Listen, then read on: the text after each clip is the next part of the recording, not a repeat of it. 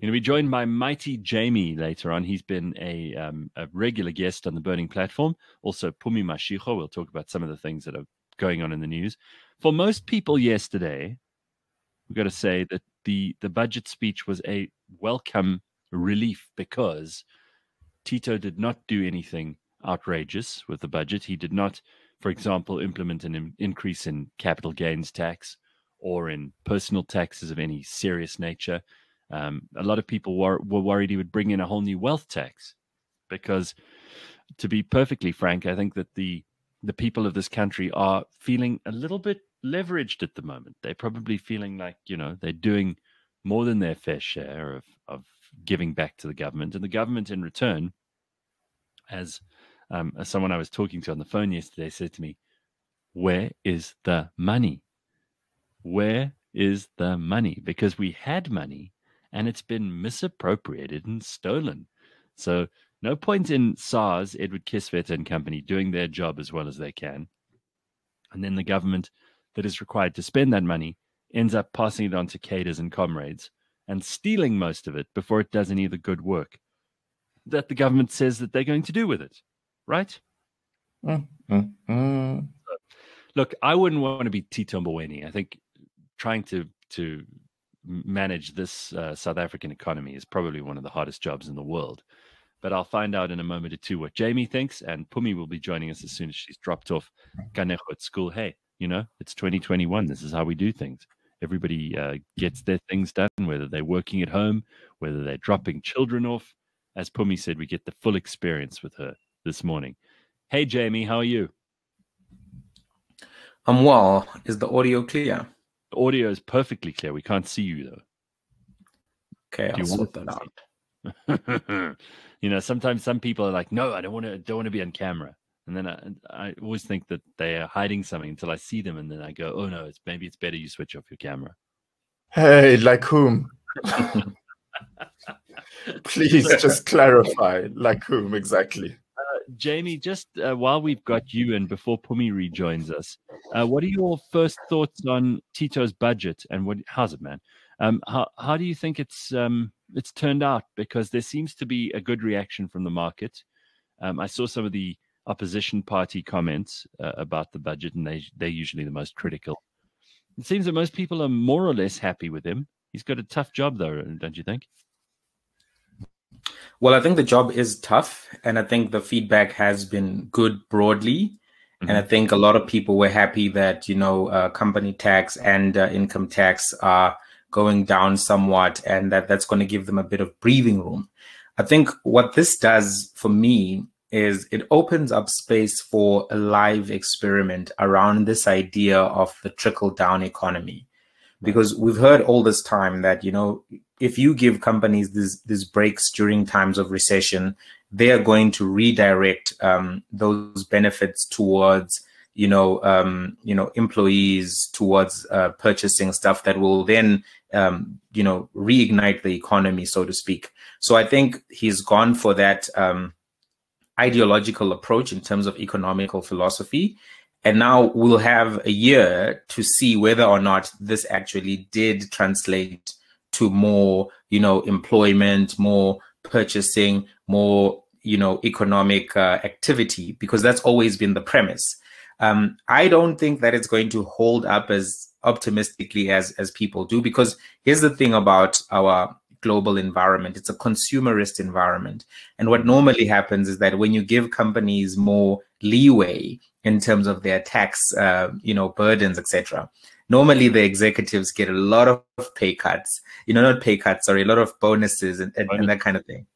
And then it doesn't actually go back to the employee, the general employee. So we may not necessarily see, increased purchasing activity as a result of this, because some of the people were.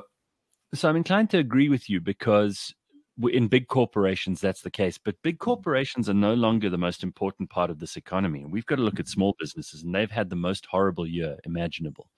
And small businesses don't just sit on a board, the executives anyway, and vote themselves extra money. Small businesses are all about survival, and many have not survived during lockdown. And we've had you on the show before, and I'd like to hear your thoughts on what might work better and what kind of a system you think we might need in this country that we don't, the trickle-down economics, as you put it, won't give us. But it's small businesses that are not there to just insanely divert profits into their own pockets. Small businesses are really like about people who are trying to subsistence live more often than anything else. And in South Africa, the only way that we could stimulate the economy and get people employed is by small businesses. I don't think there's anyone who disagrees with that idea.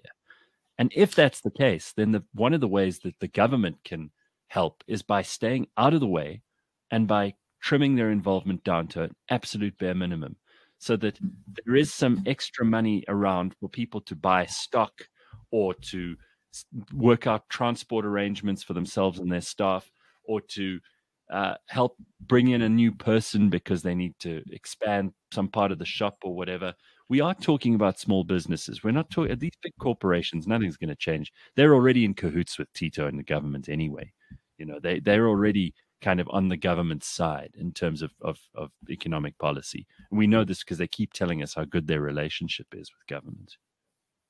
Yeah, so look, I think we don't necessarily have enough there for small business, because part of the problems that exist for small business have been the lack of support. I think one of the well-reported on stories was how little of that small business relief that was ring-fenced for them actually did wind up going to them, because the banks gave small businesses so many hoops to jump through to access that funding. And that, to me, struck me as a government that was saying all the right things, but not necessarily directing themselves towards solving the issue quite well. So I think that a lot of businesses, small businesses in particular, need some runway to keep in business, to keep stores open, to keep their employees, retained. And that may actually require revisiting that allocation of funding to them. Because the reason why you give small businesses loans is to allow them to leverage, to access the market and multiply that through a profit effect. And then when they pay back the banks and, pay their providers, what you then have is this net positive effect where you've created wealth. That's the whole premise of business lending. And it doesn't look as if the banks really came to the party, because a lot of these small businesses don't have the same, financial track record, paperwork, and brand recognition as the big companies. So it looks like all of the big companies were able to access funding, access relief, but the small businesses, if only, I think 17%, if my number is correct, about 17% of that funding went, the allocated 200 billion or 17 billion of it. I can't remember which one it is, but that's low. But the point, Jamie, is, and this is where I need your help a little bit. The point is there's not a lot that government can do. We have this weird idea in our heads that government can create an economy and can sustain an economy and can grow it, almost as if they have magic powder that they sprinkle over things, and then it, suddenly springs to life and becomes this amazing, involved, complicated market. It doesn't. Government can do only a few things. They can raise taxes, they can lower taxes. In a time like this, where there's a crisis, they can stimulate by putting money back in, or they can create more regulations, which obviously complicates things, or take away some regulations, which makes things easier. And there's this weird balancing act they have to do with labor as well, because the government are obviously in bed with the unions. So what system might work better in your opinion? Well, I think in this case, right, we're looking at a space where government actually did have the capacity to infuse capital into a cash-distressed small business sector. And they had committed to do that with that 200 billion that they said this amount of money is going to go through to small businesses through the banking system. But what it looks like is that there wasn't really a consideration and an application of that to say, every rand of that assigned money needs to go in, because it was part of this 500 billion relief package. Now, that's an instance, as much as everyone who is a free market thinker loves the free market, they appreciate the role of government in terms of, one, making fair regulation to, take away bad actors. Number two, to create a conducive environment, sometimes through, lowering interest rates, sometimes through raising interest rates, sometimes through providing liquidity to the market. All of these things are support effects of the government, which don't necessarily reduce the freedom of the market. You want to have a playground with structure to some degree before you just say no government, no government, no government. So the question really in my mind is, has government done enough to support the small businesses? And the litmus test for me is that lack of small business relief being given out. Right. Well, let's welcome Phumi to the conversation. Well done, Phum, on being a mom and running your own business this morning and being part of the show. You're exactly the kind of person that Jamie and I are talking about. As a small business owner, you can speak to this too. What would you like government to do? A, stay out of your way. B, increase or decrease your taxes. C, make more or less legislation and regulation around small businesses. Or D, stimulate by giving you capital like they promised they would do when the Solidarity Fund was established. Are any of those, or some of those, or none of those the kinds of things that will help you in your business? Less tax and less legislation.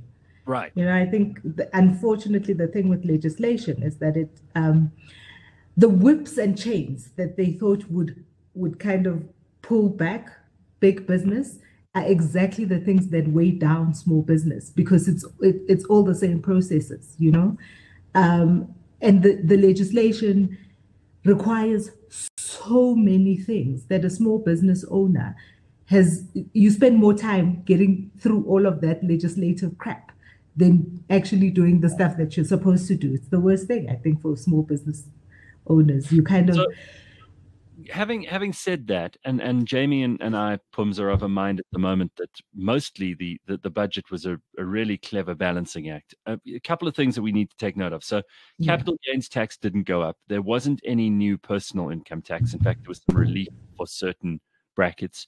There was a 1% decrease in the company tax, which is interesting. Of course, the two areas where they have looked at increasing are the sin taxes, which are always worth discussing, and maybe the two of you have some interesting opinions on those. So we'll get to sin taxes in a second. And the other place that they've increased is the fuel levy, which is obviously for the road accident fund, which is bankrupt and has been for a while and is a disaster for various reasons. It's been mismanaged horribly, but also South Africans drive badly, and we do have a lot of problems with uninsured drivers on the roads and so on. So the sin taxes and the fuel levy are the two places they did increase. What do you think of that? Sin taxes. Let's go with that one first. Jamie, you want to have a go?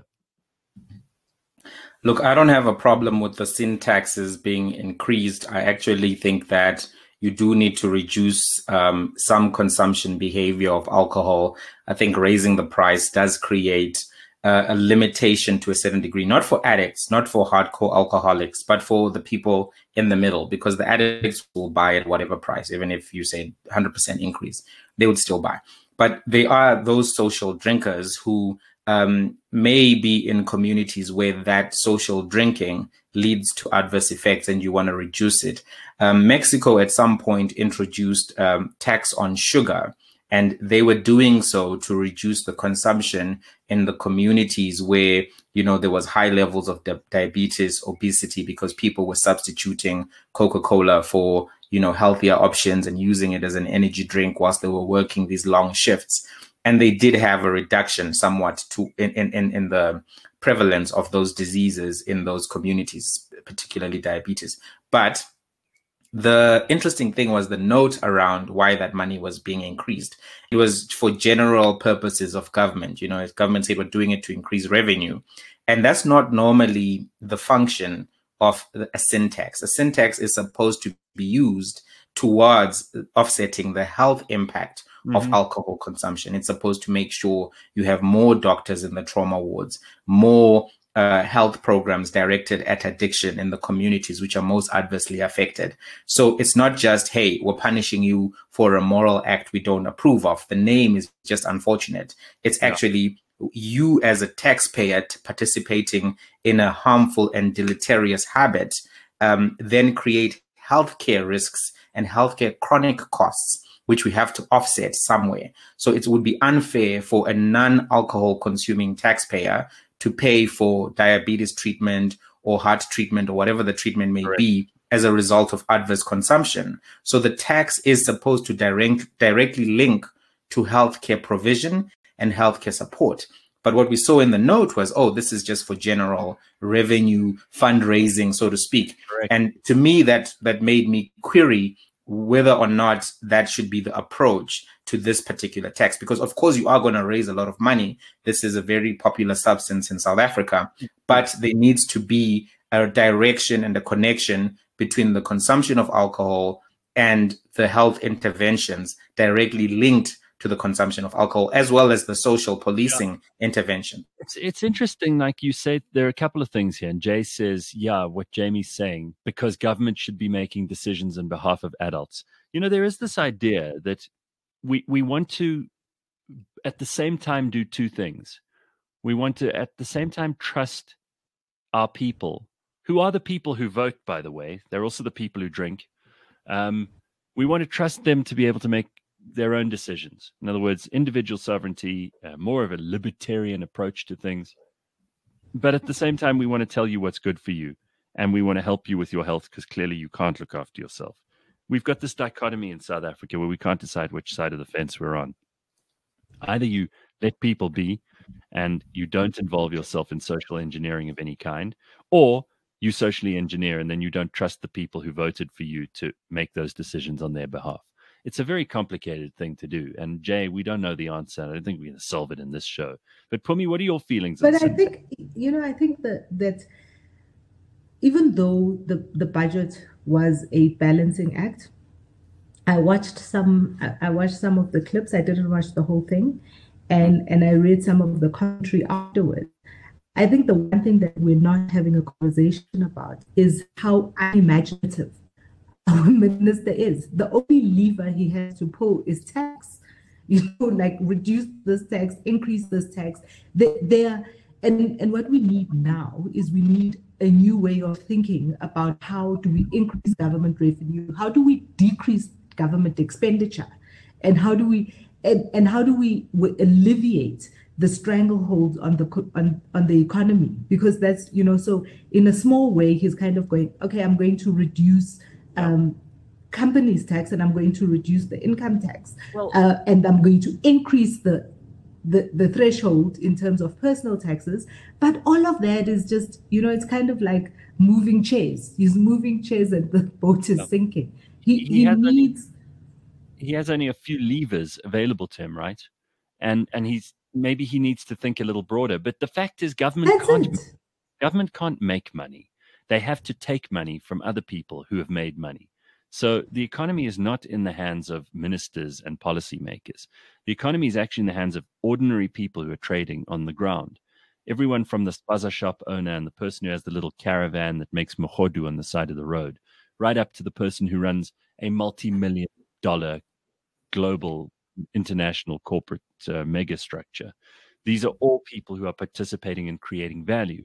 The only one that doesn't create value here is the one who takes, depending on how much of a personal tax and a company tax and all the other tariffs and now sin taxes and everything else that they can get out of you. That is government. And we haven't spoken about the spending side of things until you said that, Phumi. And the spending side of things is where the problem is, because we know that state salaries are going up regardless of what the interest rates and the exchange, not the exchange rate, the rate of what's the word I'm looking for? I've just gone blank on an obvious thing, man. Inflation. Inflation, thank you. Regardless of the inflation rate, those government salaries seem to have gone up year after year. We've obviously got the unions there agitating as well. And no one can be fired from government. No one can be fired. Tito can't trim the salaries of state employees. And unfortunately, it's because they're in bed with the unions. It's difficult when you have that kind of insidious relationship that they have. They're struggling with how do we decrease our expenditure? How do we decrease our salary bill? But we have to keep these irrelevant unions happy because we need their vote. What do you think, Jamie? What would you do if you were in charge of trying to cut costs in the state? Well, I think I know the predominant Santon thinking about this, and some of it is valuable and it's actually correct. But my real concern is that in this kind of an economy, you really cannot have massive reductions in the civil service, sector, in terms of, like, you can remove 500,000 people from that sector because now you've got 500,000 people who need welfare, 500,000 people who are not necessarily going to become business people necessarily, because it takes a while for people to find economic foothold in a competitive environment with a low customer basis. Are we going to carry on giving them? Are we going to carry on giving them sheltered employment then? So I think you need to consider the pragmatics of why there is some value to doing that, because that money does go into the economy and purchases the iPhones and all of these things. But having said that, I do think that there's an issue of the quality of service that you get from the civil sector. And I think that there's been complacency in improving the management of that sector and producing the desired outcomes. So for instance, why are you giving such a light touch to government employees, but you're willing to be harder on companies that you see as being profiteering? I mean, why would you create a double standard in your head for these two kinds of work? Well, I don't think that's what I said. I think I said that, someone mentioned in the comments that the company reduction is only... Yeah, but you seem to be saying that it's fine if we have all these people who are on the taxpayer's dime because they're buying iPhones. But I think that's a simplification. So let me try to restate the point a little bit better. So this is what I'm trying to say to you. I'm saying that whenever you think of a policy proposal, and one of the policy proposals that is popular is that we need to reduce the size of the civil service, right? What I'm saying is you also need to consider the unintended effects of reducing the size of the civil service. Because let's say you were to do that and remove 500,000 people. You have now lost 500,000 taxpayers and gained 500,000 people who are going to now be applying for welfare from the state. Do you understand what I'm saying? And the unintended effect of that. They're earning taxpayers' money already. So you say but they participate in the economy to a certain degree. So the question really is the unintended effect of losing 500,000 people from economic activity, putting them into the welfare system, better or worse? You save the money that you were paying them, but now you have 500,000 people that you need to add to the support system. So I hope the point is very clear, because I don't want it to be misconstrued. Their economic activity is not only iPhones. This was just an example. It's buying groceries, it's sending kids to school, Jamie, it's paying for fuel. Let's bring it down to a real and practical example. At the SABC, for instance, right? At the SABC, we know the numbers at the SABC. We know that they are constantly needing bailouts. And what we also know is that they have 3 managers for every 2 people employed at the SABC. Now, is that a useful way of spending that money? So trimming down management is something I wouldn't be opposed to, because it's management. It's not. No, management. You said they've got 3 managers for every. The workers and the composition of the workers at the SABC is such that, and it does not necessarily mean that they are management. It means that their salary level is at a particular management level, right? And I'm talking about outputs. So I'm talking about the SABC and the work that they do. Is it managing each other, or is it producing stuff? And if there are 2 producers and 3 people managing, that is unsustainable. That is unsustainable. And we see that across government institutions, whether it is SOEs, whether it is a department of X, Y, and Z. That's what we see a lot of that. We see a lot of people in offices pushing paper and not many people actually producing service or delivering anything to the people. And those people, I think it's simplifying it too much to say that they're going to go into a welfare environment. Those people have been working for however many years.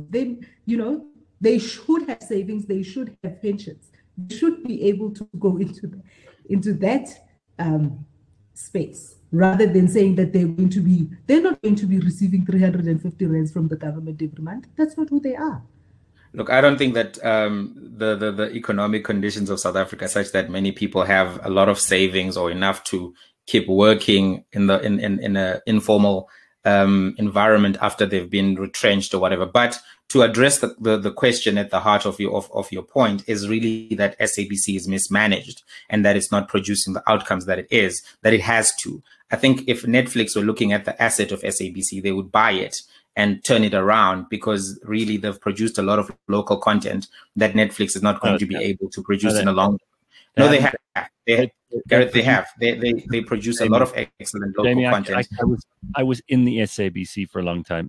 As Phumi says, that for every 3 people who are managing things there are maybe 1 or 2 who but I'm talking about content here, not management.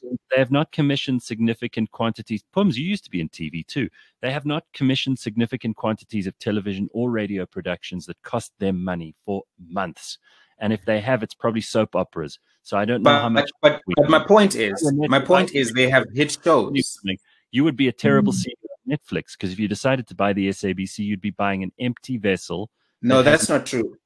So let me make the case for the CEO of Netflix a little bit, because I've read his book, Reed Hastings, and they're very pragmatic in their assessment of things to buy in equity and whatever else. So what I'm trying to put across here is that SABC as storefront has had a lot of popular content over the last, let's say, 10 years. Let's not go too back in time.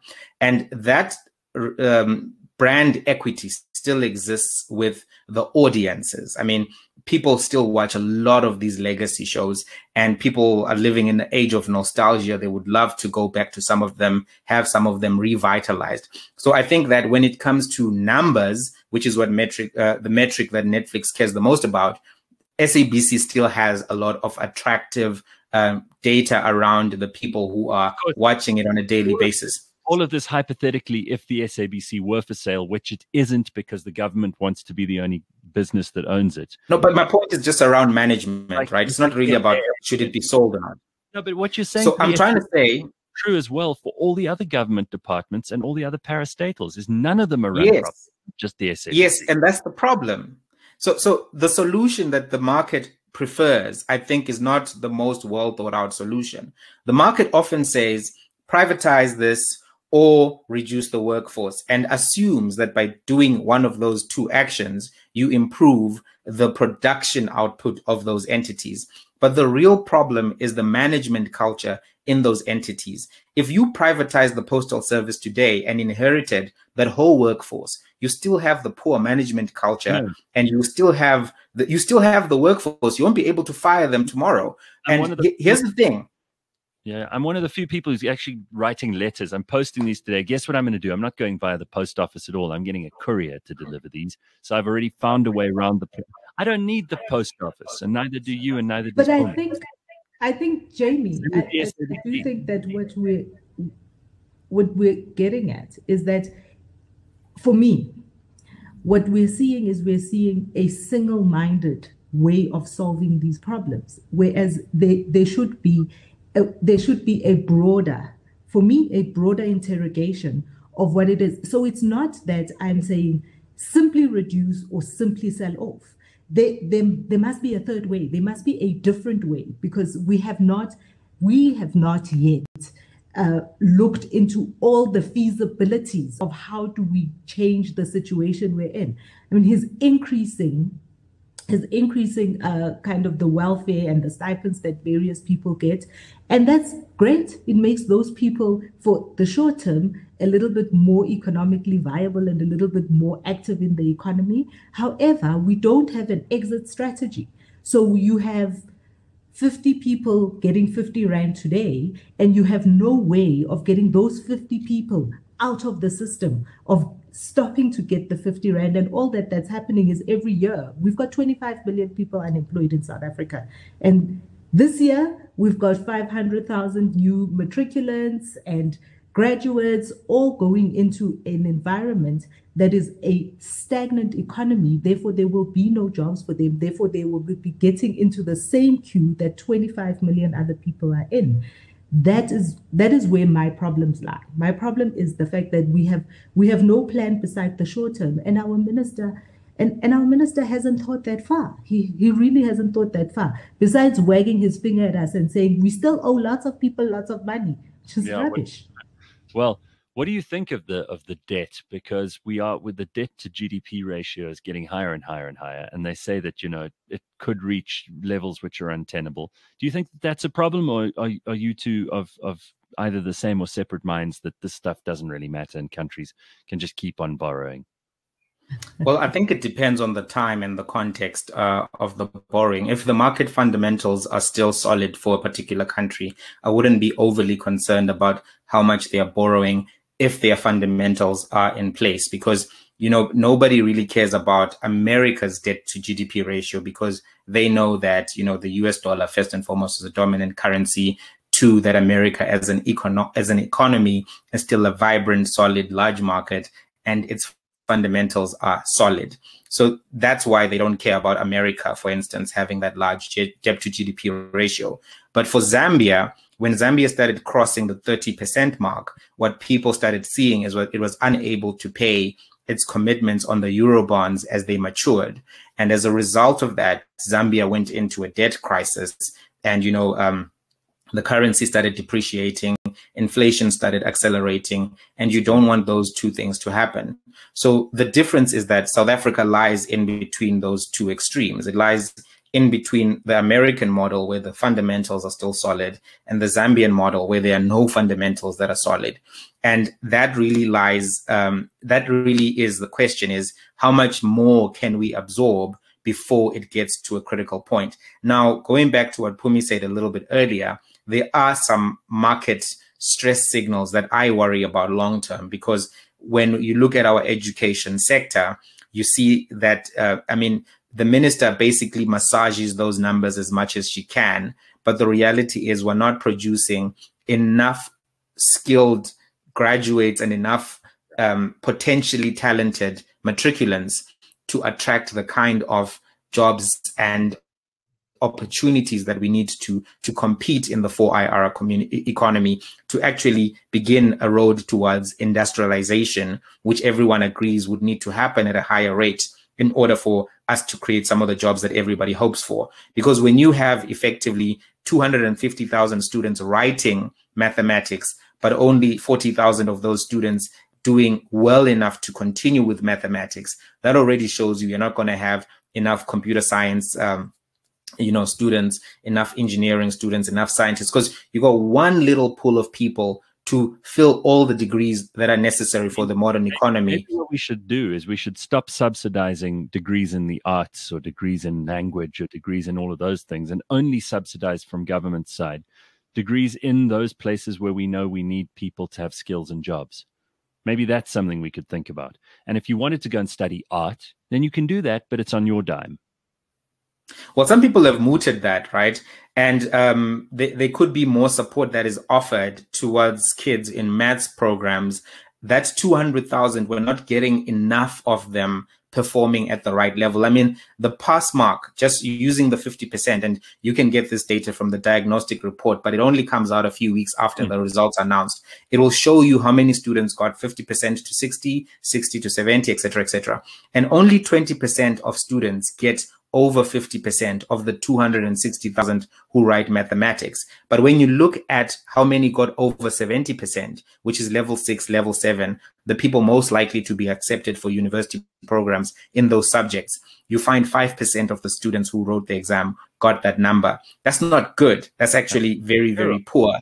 And we may have to look at what extra support is required to make sure, because these subjects are really difficult, and if you start falling behind, you almost get demotivated. Like either you were great at maths or you went through some processes. But if you have a good teaching system, if you start falling behind, they help you catch up and make maths accessible and easy again. But you can imagine in the public education system that there isn't enough infrastructure that would exist in a private school, for instance. Sometimes people have to go for extra lessons, etc. Yeah, we could start off by taking away any bursaries for law or political science or any of those areas where we don't need any more people, and start directing those kinds of things into areas where we do need more people, computer scientists, as you say, engineers, applied sciences, and people in business. We can start by breaking the stranglehold that SADTU has over the school system, so that we can teach better and we can teach children better. Then we have a better foundation. So yeah, it's just so hard to do that, in like pragmatics. But who's going to do it? What else is the point of a government, really?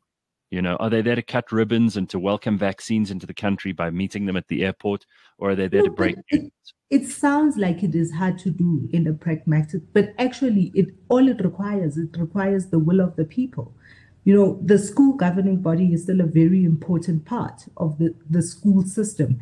And when parents relegate the duty of running their children's education to the teachers and the people over there at school and the Department of Education, then we are tight. Yeah. Then we are tight. But if the parents stand up for their children, and stand up for their education, then we have a better chance of breaking that stranglehold.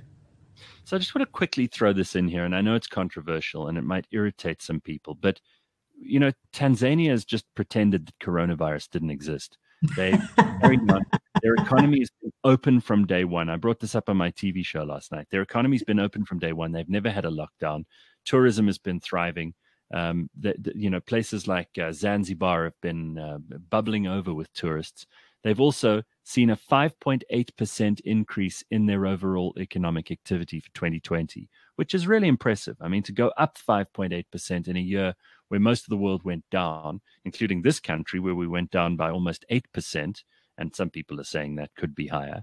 But economic growth is on a decrease here. It's on an increase in Tanzania. And of course, they might be lying about the number of people who've died, because I don't believe for a second that John Magufuli is telling the truth when he says that nobody's died since June of coronavirus in his country. But there is something to be said for just carrying on as usual, because this is a disease like other diseases in the history of humanity that we've managed to overcome through either ignoring it or applying various strategies to it. But certainly one thing is clear, is that South Africa's government have not made all the best decisions every step of the way, and that some of their decisions around lockdown were completely stupid and very capricious, to say the least. So what do we think of that comparison? Is it a fair comparison to make? Do we think that lockdown has done more harm than good?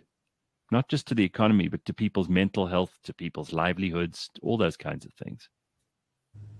Well, the issue of, let's call it the rest of sub-Saharan Africa and their COVID numbers is actually quite interesting. And I don't think there's been enough research on the impact of COVID and why we had the difference that we had between South Africa and the rest. Because you'll find Egypt and South Africa and Algeria had similar COVID numbers. But I mean, I'm looking at the official Tanzania stats here, which they do look a bit massaged, but they only say they've had 509 infections and 21 deaths overall, which seems a little bit on the low side. But when you look even at countries like Ghana, which were being more honest with their data, they didn't have as many fatalities from COVID as, South Africa did. So in the context of comparing these African countries, there seems to be something, I think, that requires a lot more medical research and scientific research before we understand why was there such a discrepancy between South Africa and...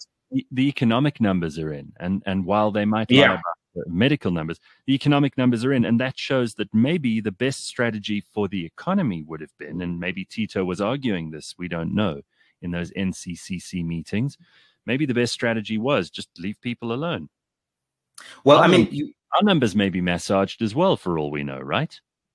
Yeah, I mean, people have said that the excess deaths indicate that we may have had even more COVID deaths than people assume or are willing to admit. But I just want to say that, look, before we make the economic analysis, we just have to notice that the health impact was dramatically different, because Ghana reopened first. They realized that there wasn't much of an impact. I mean, Tanzania never closed, but in Ghana, they realized there wasn't much of a public health impact because the virus wasn't affecting them in the same way that it was affecting other parts of the world, like Italy or South Africa, where multiple people were getting admitted in ICU for this virus and dying and all of that stuff. So they had the room to continue with their economic activity. I think a different question could be, what economic activity did we restrict irrationally or unfairly in South Africa that adversely affected? So I think one of those examples, obviously, is the alcohol economy, where the rationality around the decisions at times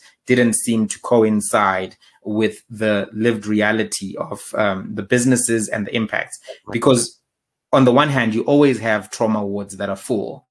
And to make the argument that we need these trauma doctors to be available, while making the argument that we have all of these conference centers that we've made hospitals and that are specifically dedicated to this thing. We've got Cuban doctors.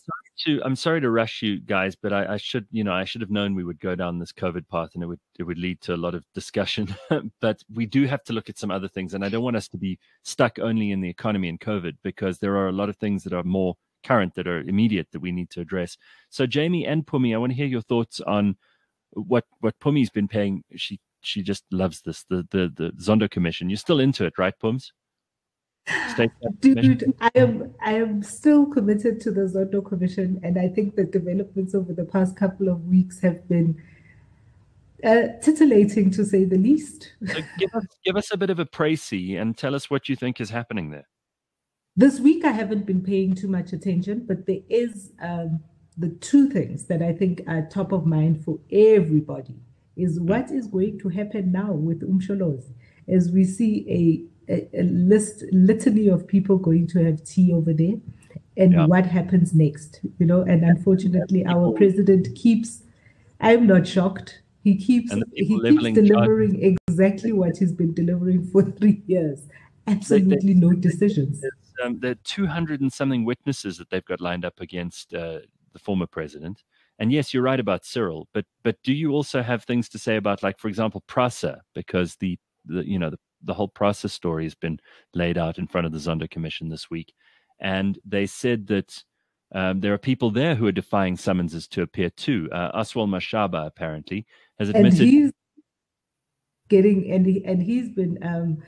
The judge has put out to the evidence leaders that they need to also, for him, a warrant of arrest, because he has also not showed up, and he in fact said he wouldn't show up, which that's the precedent that the former president has set. Is he's just got, I'm not coming. Do what you must, do what you will, and so it's emboldened more people to say, yeah, I'm also not going to show up.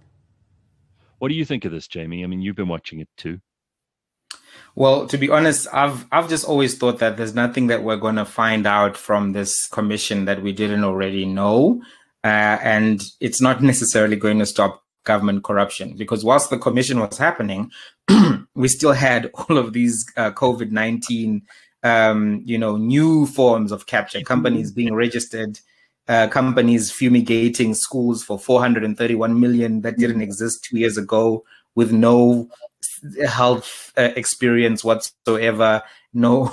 So for me, while I watch it sometimes for historical purposes and for the academic understanding of how has corruption been occurring in government departments for this long period of time, part of me is like, yes, we're going to find out about these things, and we're going to get this guy, maybe, if he does show up, which I don't think he will. I think he's willing to take his chances with whatever is thrown at him.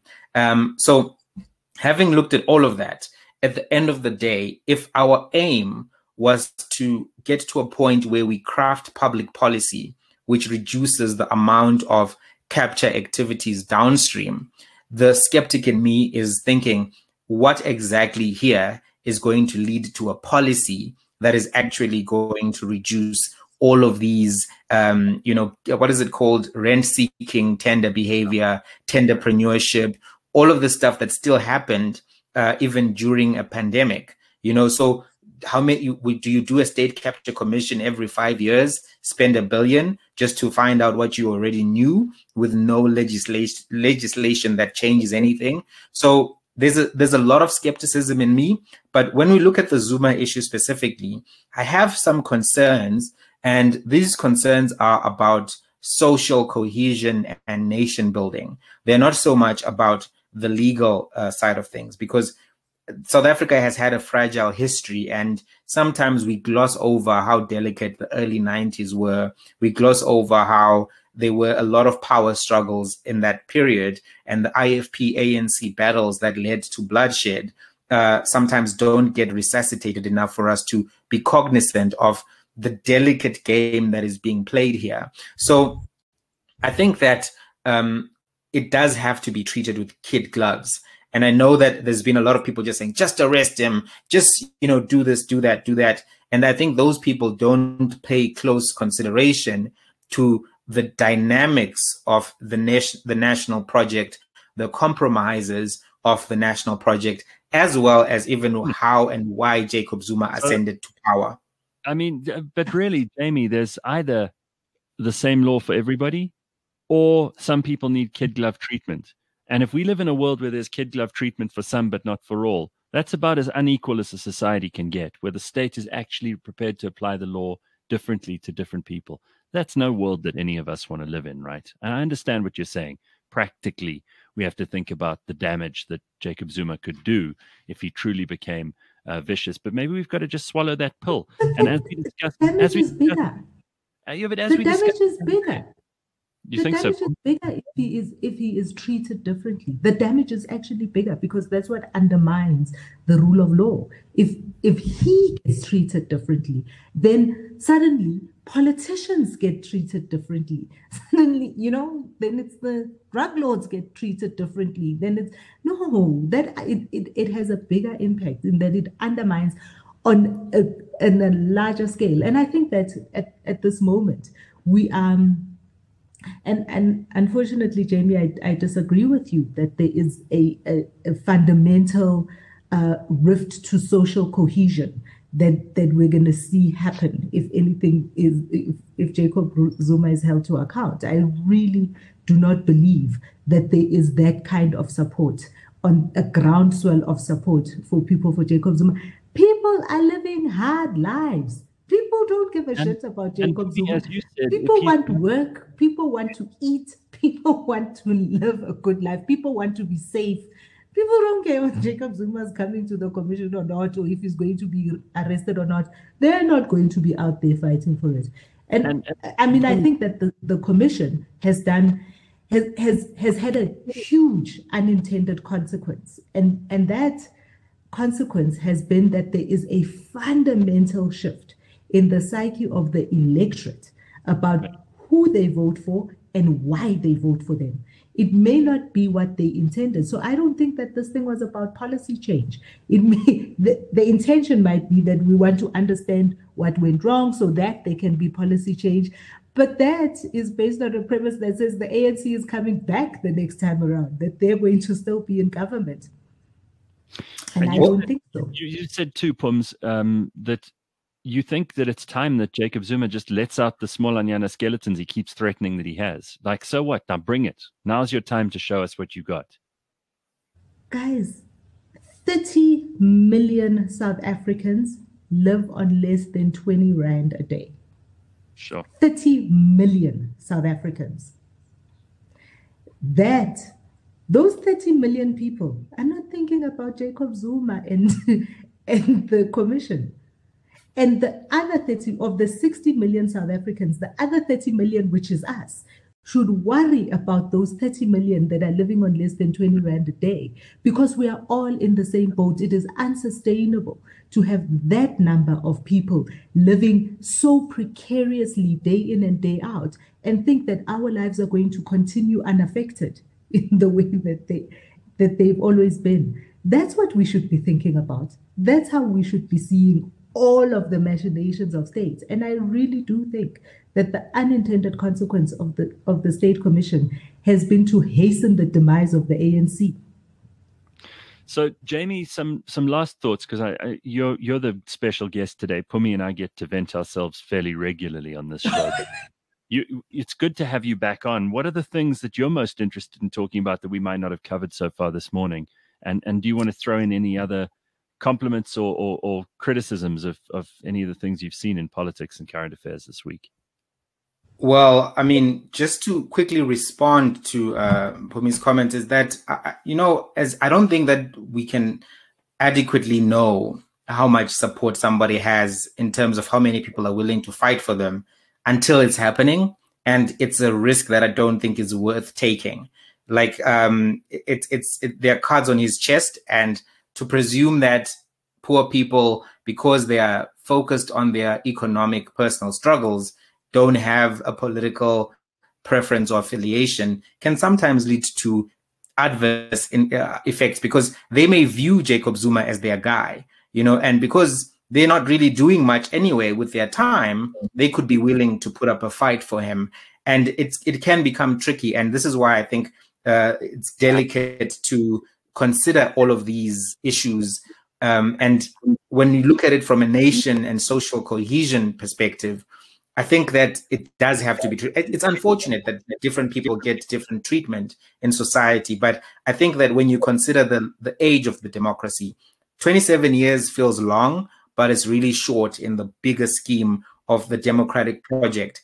And we have to ask ourselves, in a system that you've just identified, do we have enough shock absorbers to deal with any potential threats to what has been a stable democracy thus far? Introducing conflict, introducing, violence into the system on top of everything that is happening may not be worth it. And that's why I think that it has to be treated with a certain level of diplomacy, even though that's undesirable. I think that sometimes we may be underestimating how much organic support Jacob Zuma still has. But even if we are not, I would rather err on the side of caution and do it delicately rather than, pull off the band-aid, so to speak, and have, something that may not be worth it in the bigger scheme of things. But I wanted to say that there's been interesting developments in the world of digital media. I don't know if you've been following the fight between Facebook and Australia. And that's something that I thought maybe would be worth touching, because Facebook tried to block the internet and block news specifically in Australia as a result of their opposition to this new law that Australia was proposing to have Facebook paying media houses for the content that is shared on their platform. So Facebook had shut down the websites that provide news, as well as the government Facebook pages like for health, for weather, and all of that stuff. So it was an interesting fight. The law has been passed with some modifications, but ultimately the behavior of Facebook in the time preceding the passage of the law was something that for me was a little bit alarming, and I thought interesting to talk about. I think that's a very good point. And even Mark Zuckerberg seems to be saying that Facebook's business plan going forward is going to be very, very seriously challenged by what's going on in Australia at the moment. In fact, I think he put out, let me just see if I can find it, because someone sent me a story yesterday. Zuckerberg's business model is stuffed after Australian news ban. It's actually something on YouTube. So Facebook's whole business model now has to be reconsidered. And maybe it's time that Facebook falls apart. Maybe they were the first iteration. Maybe they were the, your test case for how social media can work, and maybe they'll be restructured and there'll be better beta and delta versions of these things going forward that might actually do a better job of passing on information and connecting people in meaningful ways. Yeah, I hope that there's some kind of restructuring of the business model anyway, because I do think that Facebook sucked up all the advertising revenue, because why would a business go to one newspaper when they can just go to Facebook and access the whole market of 2 billion people? So I do think that there is a necessity to think about, if Facebook has taken everyone's advertising revenues and has become the dominant player, they do have a monopoly along with Twitter and Google on the digital space. And as we become more and more digital, that monopoly continues to increase. And so as much as I know that, there are concerns from free market thinkers around this kind of a thing, but when you do have a monopoly that is absorbing all of the oxygen, the environment becomes anti-competitive and becomes adverse to democracy. So I think it's interesting to see what Facebook has done. I've just been thinking, how does this all, Australia and Facebook, I've been thinking, how does this apply to an African context? Because we saw the data from, radio stations and these digital publications, and not digital, print publications, saying they've lost, readership and revenue. And all of that is also because more and more people are consuming their news via Twitter, via Facebook. And it made me think... You're the one who said you might want to buy the SABC. You go ahead. Well, I mean, the SABC I would buy because it's got enough hit shows and I think a legacy audience. But when I think about the news side of the business, SABC news seems to be fine. But all of these other community papers, all of these other small papers that have been part of the historic journalistic landscape of many countries are failing to find a way to be sustainable and of quality and relevant in a Facebook ecosystem. And that's something that I think is just interesting from the media practitioner side of the perspective, to say, one, what does this mean for Africa and South Africa? And two, is this something really that Africa will benefit from, or will it be more responsive governments? Because we know that the UK is looking at this. We know that the EU has indicated that they're also looking at Facebook very aggressively. I don't think the Americans will do much because Facebook has strong lobbies there. But what does that mean for us as Africans? Can we even do anything? Do you have any comments on that, Pums? Not going to be from the government, I can tell you that. I think it's not going to be from the government. As a person who operates in the media landscape, I think that in one aspect, in the Western world, Facebook may have this kind of monopoly. But I think for Africa in particular, we still have huge opportunities. We just have to think about media differently and the kind of things that we put in our media. Unfortunately, our local media guys still think that they're about breaking the big story.